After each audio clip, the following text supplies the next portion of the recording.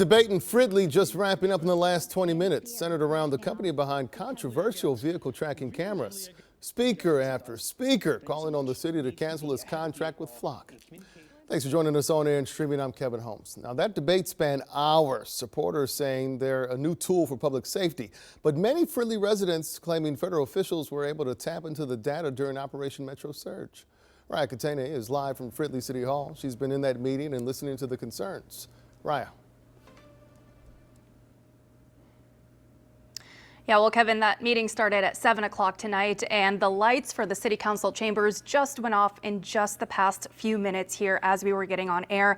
But, you know, data from the Minnesota Bureau of Criminal Apprehension shows that Fridley Police is one of more than 100 law enforcement agencies across the state that are utilizing this technology. And tonight we're learning a little bit more about how data from these cameras is actually being used and shared and stored. And this council meeting tonight was packed. Just take a look. There were so many people in there. At one point, it was standing room only. Many people concerned that data from these cameras, which automatically captures the license plates of cars passing by, was used during Operation Metro Surge by federal immigration agents.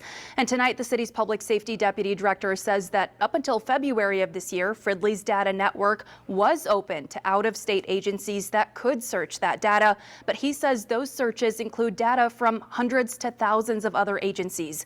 This data network, he says, had more than 350 immigration-related searches in December and January, but what exactly that means or how the data was used is still unclear. Many of the people in the audience tonight called on the City Council to open an investigation into that and to stop using these cameras altogether. But at the same time, a couple of people did speak in favor of this technology, saying it holds a lot of power to help law enforcement solve real crimes.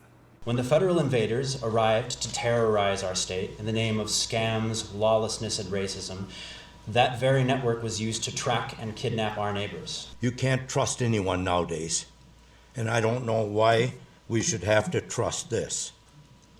It leaves a lot to be desired for residents of Fridley.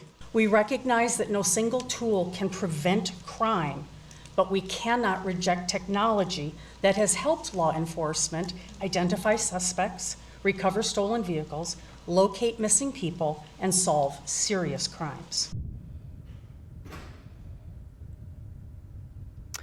Now, the cameras in Fridley are supplied by a company called Flock Safety, which tells me it, quote, does not have any contracts with ICE or any sub-agency of the Department of Homeland Security, and that its customers have full ownership and control of their data. And they add that data is automatically deleted after 30 days by default.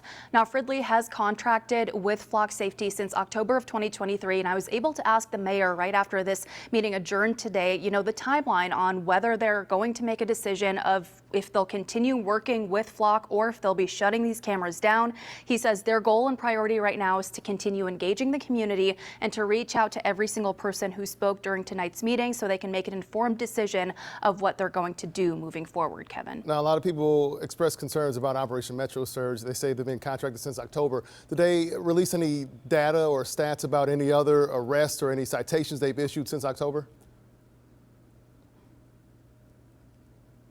Well, that's part of what these people are calling for, a full investigation into those searches that I just mentioned, you know, those immigration-related searches in this data network.